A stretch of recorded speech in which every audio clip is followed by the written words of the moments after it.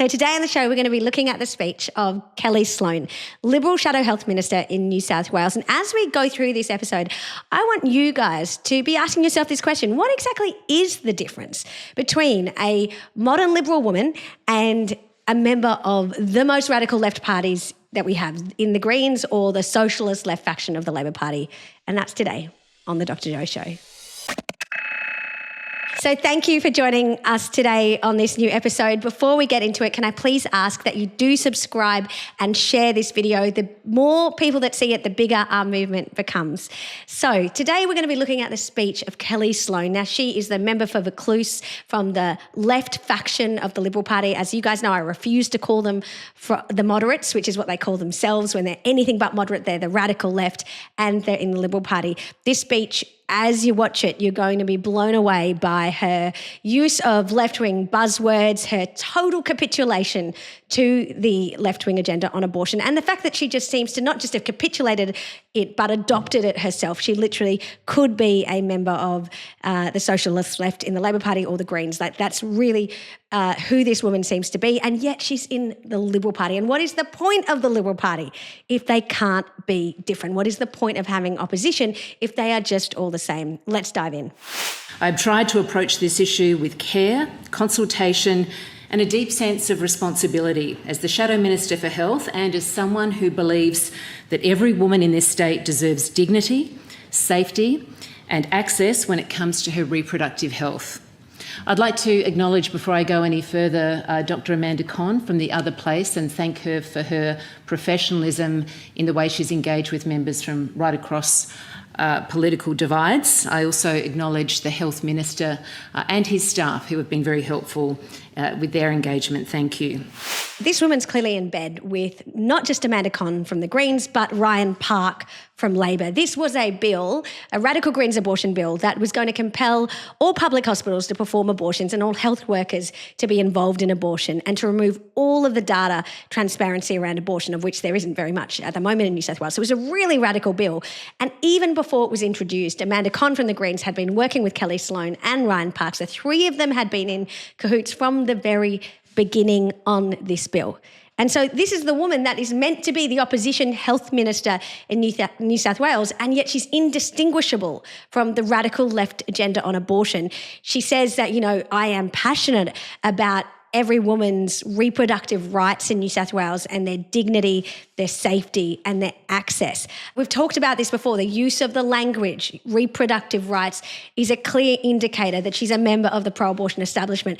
The fact that she speaks about the dignity and safety and access for the woman represents the complete marginalisation of the other human being that's present in a pregnancy, and the fact that their dignity, their human rights and their safety, their very ability to exist is completely trampled on by this medical intervention, this violent, brutal intervention that Kellie Sloane says is healthcare. This is supported by New South Wales Health, the Australian Medical Association, the Royal Australian College of General Practitioners, the Royal Australian College of Obstetricians and Gynaecologists, and most jurisdictions across the country.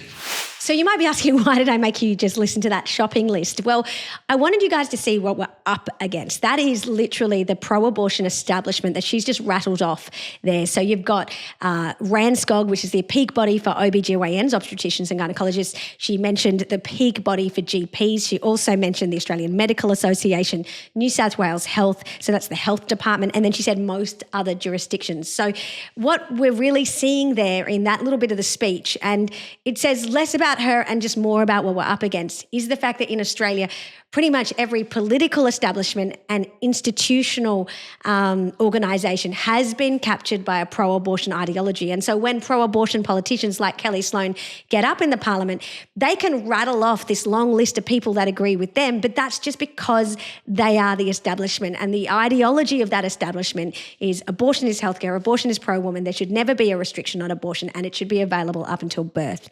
And that is what they are selling. And the fact that Kellie Sloane, who is the Shadow Health Minister for the Liberal Party, can't offer any point of critique on the fact that we have the most radical abortion laws in the world, and there are genuine safety risks about the abortion pill that she's propagating and advancing through this very heavily amended bill.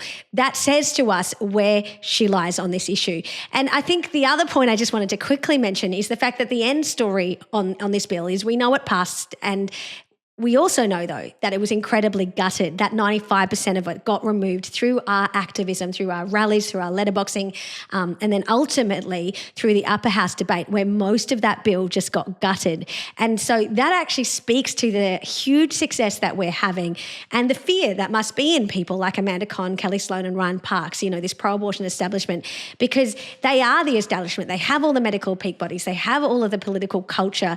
They've taken over these parties, and yet we, the people, rose up, and for probably the first time in a long time, we gutted something of theirs in a radical way, almost to the point that it's now unrecognisable, the bill that was passed versus the bill that was introduced.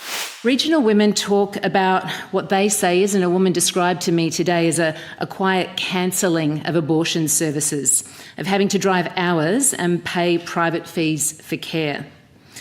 So imagine a young woman in regional New South Wales, pregnant, scared, no GP in her town. That's not fair, that's not equitable. This disparity is real and it is unjust. So like every other radical left female politician in the New South Wales Parliament, she claims to speak for all women. So here she is speaking on behalf of rural and regional women who are just shivering in their boots, quivering in fear because they can't access an abortion. Even though abortion is legal, up until birth, you can access it via telehealth. Literally, pills can be mailed out to you. That's how accessible and legal it is. And yet through one anecdotal story of some woman that apparently she's spoken to today who had to drive for hours, Kellie Sloane sees that as the basis to legislate with the Greens and the Socialist left of the Labor Party on this radical bill. Now, she says, this is just all about access, when in reality it's about ideology. This is about making sure that not just GPs and obstetricians are involved in abortions, it's now making sure that nurses and midwives are involved in abortion. The fact that this has now become part of the scope of practice for pretty much any discipline, health discipline involving babies, this bill is part of that ideological agenda. And there's no actual evidence, and there's no actual evidence of the need for this. What she has just read about some phantom woman that she's apparently spoken to today, there's no actual concrete data. It's not like rural women have been marching in the streets, signing petitions en masse, demanding that this be provided to them. I think actually what regional women are concerned about is the decline of maternity wards, the closure of maternity services, the lack of other genuine healthcare needs that they have, instead of this radical left ideologically driven agenda on abortion that the Liberals, the Labor Party and the Greens are pursuing. When she reads this bit of the speech, it literally reads like a line from the ABC, doesn't it? It like one of the ABC or Guardian or Nine newspaper articles that have been produced as part of the propaganda for Amanda Conn's bill. Let's remember that there isn't a single woman that we know of that's been turned away from a chemical abortion, from abortion pills in a rural area. The one woman that we know of is Kate Carhill, who the ABC has written so many stories about. Kate Carhill is a woman who actually accessed abortion pills. She took abortion pills at 9 weeks to try and kill her baby in utero. The pills didn't work and she failed to turn up for a follow-up appointment, which is on her. At 20 weeks, she found out she was still pregnant. She had unsuccessfully failed to kill her baby. And so she then goes to a doctor who says, look, it's really advanced. Your baby is really advanced. Are you sure you want to do this? And she's like, yeah, I absolutely want to end the life of my baby. She gets a surgical abortion at a nearby hospital. She has to drive for about 4 hours. So the whole basis of this bill, that rural women can't access abortion, is based on this one story of a woman who did access an abortion, and the media beat that up to make it sound like there's all these rural women that need to get abortions. The other galling part of this is that it's rich inner city women lecturing to all of us that, we really need this because this is really in our best interest. So it's, Rose Jackson, who lives in the East. It's Kellie Sloane and Felicity Wilson, who live in Vaucluse and the North Shore. It's Jackie Munro, who lives in Darlinghurst. It's literally the richest, well-heeled women in New South Wales lecturing, patronising regional women, telling them that they really need this and that it's inequitable. That's another left-wing buzzword, which doesn't mean equality. when they talk about equity, they're actually talking about discrimination. That's what they really mean. When they talk about inclusion, and she's going to mention that at the end of her speech, they're literally talking about only including their people and excluding everybody else that doesn't suit their radical left agenda. Importantly, the bill also introduces a new accountability measure, an annual report to Parliament, detailing access to abortion services by region, including wait times, adverse events and clinical performance. This transparency is a welcome step. So this is just classic gaslighting from pro-abortion women in the Parliament. We've seen it from Abigail Boyd, who I, exposed in her speech, to Rose Jackson, and now we're seeing it from Kellie Sloane, who wants us to believe that, this was always in the bill. Like this bill that she helped draft, and she was talking to Amanda Conn and Ryan Parks about it, and now it's come to the lower house. This was all part of the original plan, that it was going to increase transparency and accountability around the collection of abortion data. That's not true. The original bill that Amanda Conn introduced was one that removed data keeping altogether. At present in New South Wales, there was just 4 questions that an abortionist had to complete after they'd killed a baby. And it was a really simple online form. It was honestly the most simple piece of paperwork that you could ever do. But for the abortion industry, that was just too much, and it was creating unnecessary paperwork and probably a bit of transparency that they just didn't want to see, because as we know from the abortion industry, they really need to cover it up, because if people really knew what was going on, they'd be shocked. And so Amanda Conn, got all of that out. She, in her bill, it literally said, we're going to remove the data keeping. And the only reason there is now this incredible pro-life amendment, which says there needs to be an annual publicly released report on abortion, including adverse events, adverse safety events for women who've had their safety compromised by having an abortion. The only reason that's in is because the Shooters Fishers Party, so Robert Borsak, a pro-lifer, introduced that amendment in the upper house, and when they rang the bells, one of the pro-abortion MPs didn't make it in time, and that amendment passed. And so now for Kellie Sloane to be like, this is such a great thing, this wonderful pro-woman bill is increasing the transparency, without any kind of acknowledgement of the fact that actually she was part of an agenda that just wanted to cover up the data, it just reads like a gaslight, doesn't it? Speaker, we cannot claim to represent the health choices of women in this state while withholding practical access to that lawful care. Nor can we ignore the clear direction of public sentiment. According to the Australian National University's 2022 election study, 73% of Australians believe abortion should be readily available. Only 5% believe it should be banned. So this is a survey that pro-abortion women in the Parliament have already mentioned. We heard this from Jackie Munro, her counterpart in the upper house. We also heard this from Labor MPs like Emily Savall, mentioning the fact that there's this ANU survey which finds that 73% of Australians support abortion and only 5% believe it should be banned. I thought it would be interesting to actually look at the question the ANU asked when they did this voter survey, because the question that you ask when you do research really matters to the results that you find. So the question that ANU asked is, which one of these statements comes close to how you feel about abortion in Australia? 1, women should be able to obtain an abortion readily when they want one. 2, abortion should be allowed only in special circumstances. 3, abortion should not be allowed under any circumstance. And 4, don't know. So I think it's unsurprising when you have a question like that with very little granularity that you get a 73% answer. In fact, that's consistent with an Ipsos poll. They do an annual survey and they ask 1,000 Australians, should abortion be legal at 6 weeks? And you get 3/4 of Australians saying yes. The thing is, though, that question that ANU asks, which one of these statements comes closest to how you feel, and the first one being women should be able to obtain an abortion readily when they want one, unless you actually ask some further questions or you give people information, you're not really getting a proper assessment of how they feel. That's my hypothesis. Because imagine if this question said something like, women should be able to obtain an abortion up until birth for any reason readily when they want one. I think you would get a very different answer. In fact, the Ipsos poll shows that only 39% of Australians support abortion up to 20 weeks, which suggests that from between 20 weeks and 40 weeks, it would be significantly less. The fact that Australian law in every state and territory allows abortion up to birth and for any reason means that pro-abortion politicians like Emily Savile and Jackie Munro and now Kellie Sloane can get up in the parliament and say, we are speaking for all women because, 73% of Australians support women being able to access abortion whenever they want one, readily and without restriction. They can say that based on this survey, but it's misleading. It's actually not what this survey shows, because this survey doesn't provide any specificity about abortion, about the method that's being used, about when it's occurring. And I agree. I think most Australians probably support early abortion, but Australia's laws are up until birth, and I would wager that most Australians do not support that. So this survey, when it's used to support these blanket claims that these pro-abortion women are making in the parliament, it just can't be used for that purpose, and it's something that we have to be aware of when we hear them use it. I know for some in this place and outside of this place, no abortion is acceptable, and I understand and respect what is often a faith-based conscious choice for them. But I would say this, that it is already legal, and we are not debating that today.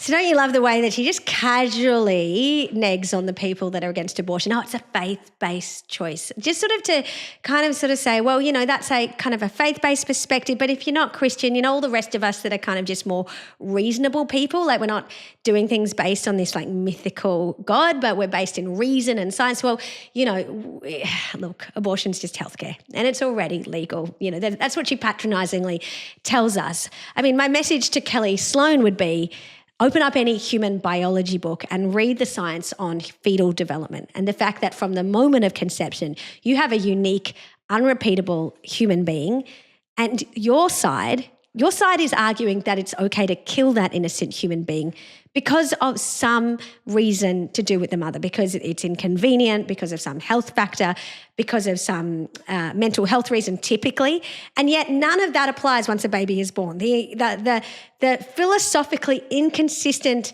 inconvenient truth of the pro-abortion position that Kellie Sloane has is that she would be totally against a mother turning around and killing her baby at 1 day old because of a mental health reason, and yet she's totally fine with that baby being killed right up until birth for that same reason. And there's literally no difference. But what she says to us, this is just about religion. And yeah, I respect your religion. But look, ultimately, Australia is a place where abortion is legal and it's healthcare. One of the things I am genuinely grateful for is that in Australia, access to abortion care is generally treated as a public health issue rather than a political battlefield. Unlike the United States, where the debate has become deeply polarised, often dominated by extremes and misinformation, we have largely approached this issue with compassion, civility, and a commitment to evidence-based policy. And I do not want women who happen to listen to news clips of this debate to feel afraid or judged or condemned for their choice, sometimes the toughest choice that they will ever have to make. I hope we never lose that balance, because the women of Australia deserve thoughtful, respectful healthcare, not culture wars. So, Speaker, I vote yes to this bill. I do so with conviction, with compassion, and with the hope that we will continue building a health system that is accessible and is inclusive. Thank you. The feeling that I get when I watch this part is just how arrogant she is in the fact that they've won, the fact that they've triumphed. She's sort of crowing about the fact that, it's been a really respectful debate. We aren't America. We don't have this politicization of the abortion issue because in Australia we just respect women. And, she shudders to think of women watching this debate and feeling judged in their choices because, she's fighting for a health system where abortion is accessible and it's inclusive and it's equitable. That's the tone of this whole patronising finale to what has been an incredible speech from a supposed Liberal. And the thing that I feel is, it hasn't really been a respectful debate. I don't feel respected. I'm not in the establishment, and I thought I lived in a country where we were able to respectfully and robustly disagree and debate these things. But what my experience of being involved, and thankfully everyone who knows me knows that I just don't give up, and I'm never going to give up, and we're going to keep going no matter what they do or throw.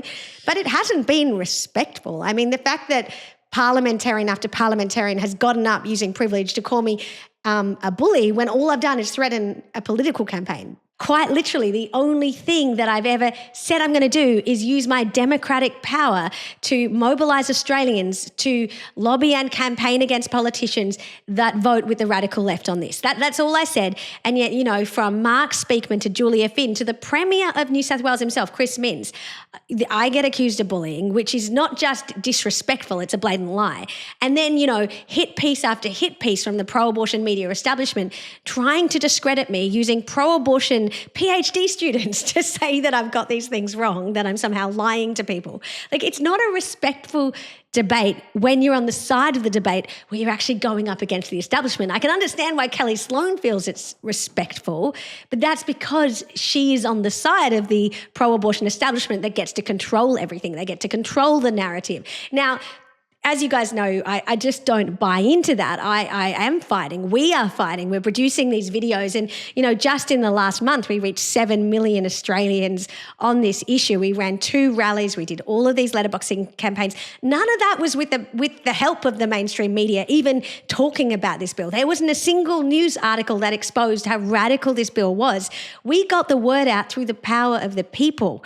And so, despite the fact that we were up against this very powerful establishment, we actually were victorious in many ways, in a radically different way to what has ever been before. We were victorious in this fight. And, so what they're trying to do is say, well, that's just the culture wars. And it reminds me of that conversation, which I've talked about on the show, that I had with pro-abortion political editor Alexandra Smith from the 9 newspapers. And she called me up, after Mark Speakman had accused me of bullying. And I said to her, the reason I'm fighting is because abortion up to birth is legal. And she said, oh, Joanna, I don't want to get into a debate about the culture wars. She had that sing-song voice that I've told you guys about. And here is Kellie Sloane saying, well, we mustn't have this debate about the culture wars. Well, I'm just going to be really clear. I am all about the culture wars. I am a warrior for our culture because the radical left has taken our culture. They are the pro-abortion establishment and they have told and lied to us that abortion is healthcare, that it's pro-woman, that it's just all about compassion and non-judgmental, destigmatizing care. When in reality, the vast majority of women that get abortion don't even know the procedure that they're going in for. They don't even understand what happens, that when they're under general anaesthetic, that baby is being ripped apart, dismembered by metal forceps, or being suctioned out powerfully by vacuum aspiration, or that the pills that they've taken, they could have a severe life-threatening consequence, which requires them to be very close to an emergency department so they can get another abortion. They don't even get told that. They don't get told that the actual effects of those pills, the first one starves that baby to death by removing the nutrient supply, and then the second pill induces labour. They don't even get told that in a late-term abortion the baby could come out alive. So all of this is just lies and cover-up. And the reason I'm fighting for our culture is because I believe women deserve better and I believe babies deserve to live. And yes, Kellie Sloane hates the culture wars. So does Amanda Conn, so does Rose Jackson, so does Penny Sharp, so does Alexandra Smith from the SMH and Tori Shepherd from The Guardian.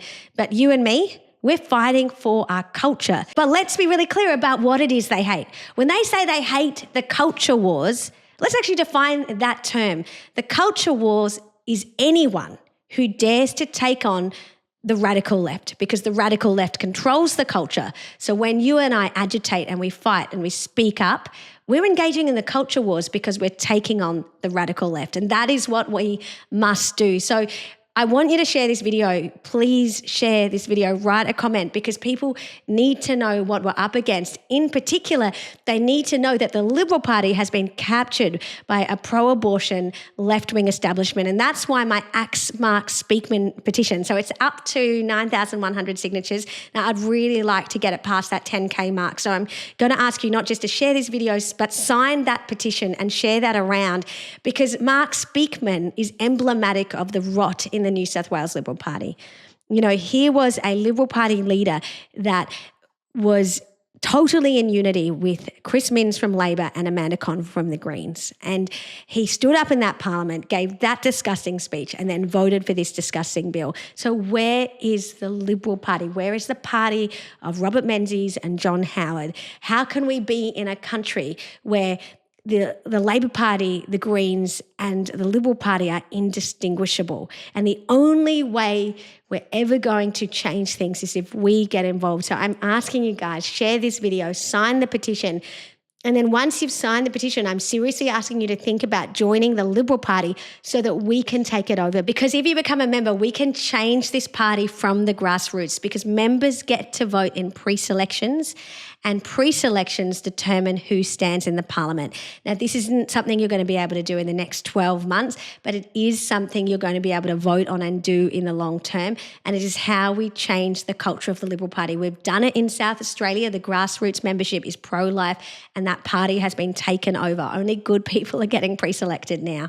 And that's actually what needs to happen nationwide, but particularly in New South Wales, where the party is controlled by the left. Thank you for watching, and that's today on The Dr. Jo Show.